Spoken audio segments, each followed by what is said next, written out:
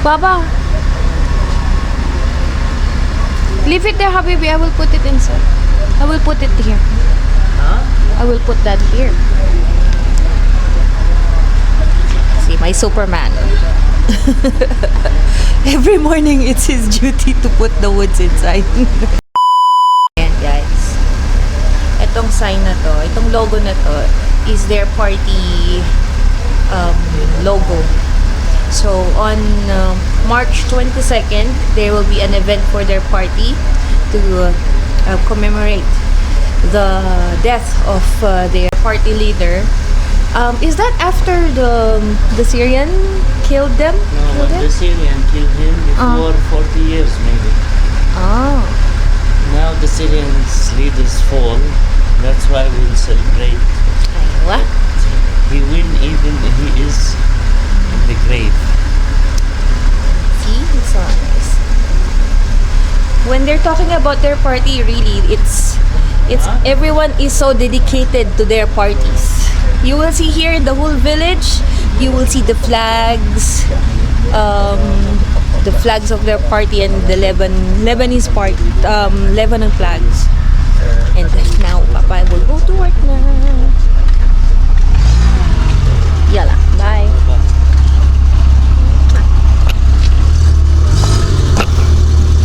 Lock the door. Lock the door. Bye. Yala. Alis. So yan. Umalis na si Papa, pumasok na siya. And today, dapat pupunta kami sa Alay. Gusto ko kasi sanang bilhan ng underwear si Nura. But, sa weather forecast, unfortunately, mag-uulan siya this whole afternoon. So, hindi kami makakapag-walking ni Nura sa bayan. Bayan. Bayan yun eh. Yun ang pinakabayan. So, ngayon, ang gagawin ko na lang is, pagluluto ko na lang muna siya ng chicken feet, which is her all-time favorite. You will never be Asian unless you eat chicken feet. So, chicken feet niya, ang gusto lang naman niya is nilagang chicken feet. Yun ang pinaka-common niya. And si Papa, maraming uwing cabbage kagabi. So, magagawa na lang ako ng aking meal. Para healthy-healthyhan muna tayo this month. Ang tubig para dito sa ating chicken feet. At ugasin ko na ulit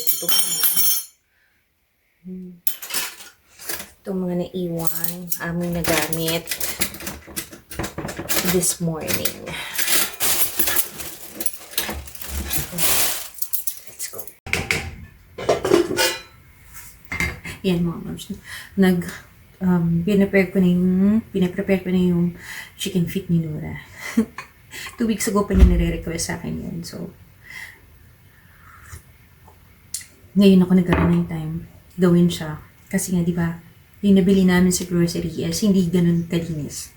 Meron pang mga first layer ng skin na naka-attach dun sa chicken feet. So, I have to do it all by myself kasi hindi nila alam kung paano maglinis ng chicken feet dito. It's very rare na may manghingi ng chicken feet sa kanila sa grocery. At buti na lang, yung malaking grocery na yun, at talagang may contact na nasa malaking factory ng chicken. So, they managed to give us our request. Yan. So, maybe next, this is my last batch. So, dito lang muna kami sa bahay. Actually, nag-ayos kami ng kwarto kahapon. Yung malaking table na binili na ni Firas, nilagay na namin sa kwarto namin. Tapos yung puppy bed ni Nura, dito na sa kwarto niya. If I'm looking for a time na maayos ko na unti-unti yung kwarto ni Nura para this spring or before summer, doon siya matutulog. Unti-untiin ko na.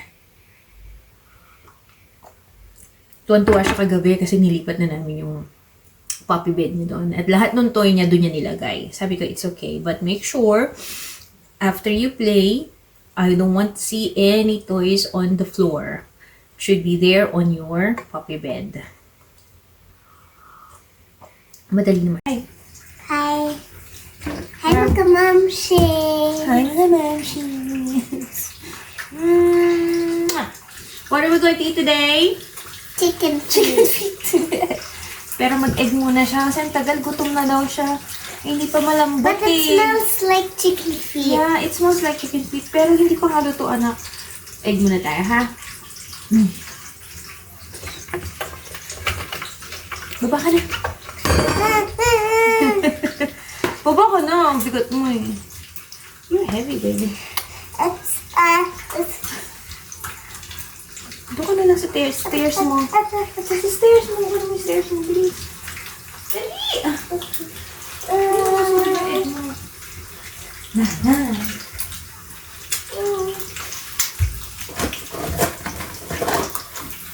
One eternity.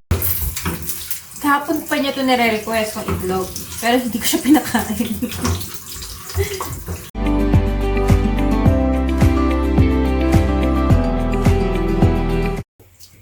So, habang magre-research ako, ito rin sinula pa. Pinapakain. Kailangan mag-multitask tayo eh. Siyempre, sa bahay tayo eh. Kaya,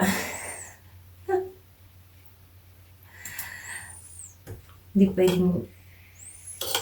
pwedeng isa lang ang ginagawa natin. Kasi ang akala nila, superheroes tayo. Marami tayong superpowers. Di ba? Oh, di ba kagaya ngayon, ginagawa ko. Nagre-research na, nagpapakain na, nagluluto pa ako niya, pinapakulo ako pa yung chicken feet, ninura para mamaya, masarap na siya, malambot na. At nagbo-vlog pa at the same time, o, di ba?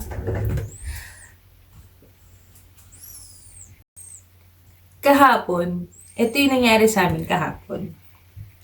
Mga around 11:30, naglilinis ako ng stove, tinatanggal ko yung mga abo, yung mga ashes. Tapos, ilalabas ko na siya. Ngayon, naka-gloves ako, hindi, mabigat kasi yung metal na tray, na saluhan nung saluhan nung ash, nung abo, sa stove. Kailangan ko siyang buhatin ng dalawang kamay. Malakas ang hangin. Eto pa. Nakabukas ang bintana sa sala. Pagbukas ko ng pinto ng sala, pagbukas ko ng main door, bakal kasi yung main door. Mabigat. Hindi ko naman akalain. So, hindi ko akalain na kaya siyang isarado ng hangin. Paglabas ko, pagsalin ko nung abo dun sa trash bin, biglang humampas yung hangin na malakas. Boom! Pagtingin ko yung pinto namin, yung main gate, main door, sumarado. Sabi ko, oh my gosh, paano ako papasok? Tapos, pauwi pa si Nura. Maaga kasi uwi niya kahapon. Ay, kung paano ko ngayon tumubuksan? Alam niyo, pagka naisip ko na dapat, ginagawa ko na. Kasi at night, before mangyari tong katangahan na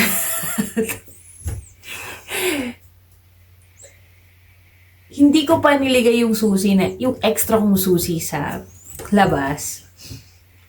Kasi it happens na rin yan sa akin, di ba? Remember nung naisara ko bigla yung pintuan nung ihahatid ko si Nura sa bus.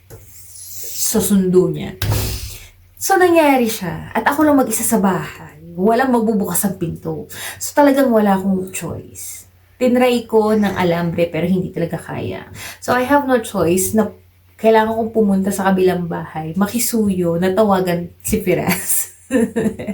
And, apparently, at that time, nandun yung mga operations manager, yung mga yung health and safety inspector nandoon. So, kinailangan ko namin maghintay ni Nura. Tapos dumating rin si Nura. Kinailangan namin maghintay. Napakalamig dahil malakas ang hangin. So, doon kami sa kabilang bahay. Kailangan amo nasin nagtonta. Yeah, I think around 1:30. Yeah, around 1:30, bumaba ulit ako. Kasi nagtatantrum siya. Gusto niya nang umuwi sa bahay. Sabi ko, wala tayong magagawa. Anak, we need to wait for Papa to come home. Kasi wala tayong key. Hindi tayo makapasok. So, nagtatantrum siya. Bumili na lang kami sa store. Dinala ko siya sa store. So, kaya shopping-shoppingan kami ni Nura kahapon. So, after a while, dumating na rin si Firas. Nakakaloka. At nagtantrum pa rin siya. Iniyakan niya papa niya dahil gusto niya ng slime. Iniyakan niya papa niya.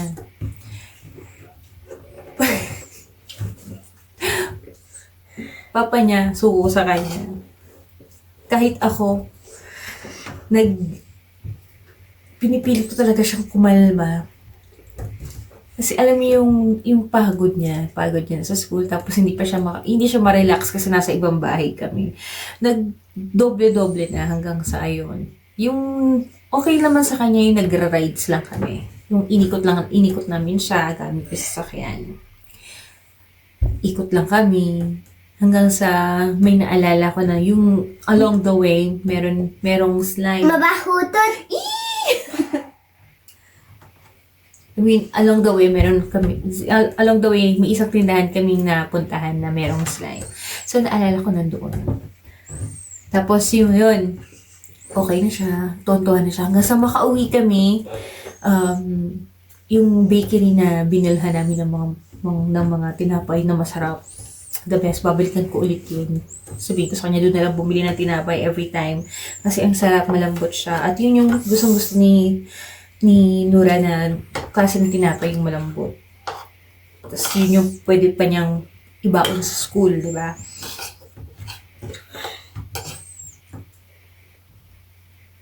Tapos, yun yung pagdating namin sa bahay. No. Yes, baby, what happened?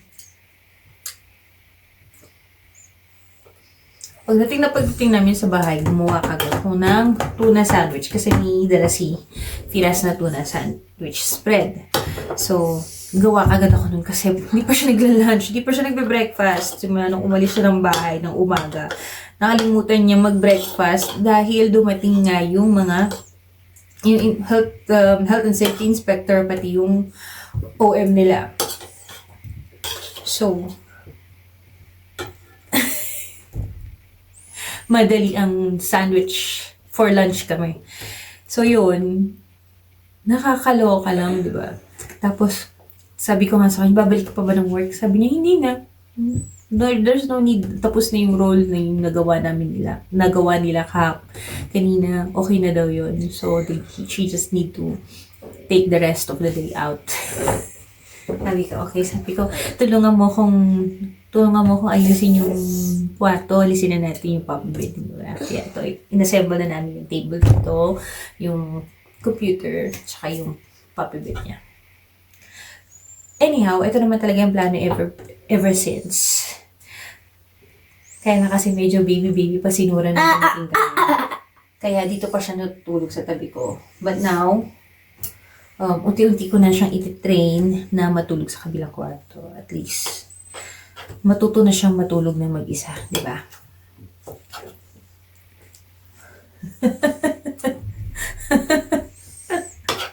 Itong anak ko, maloko rin. Sobrang maloko rin.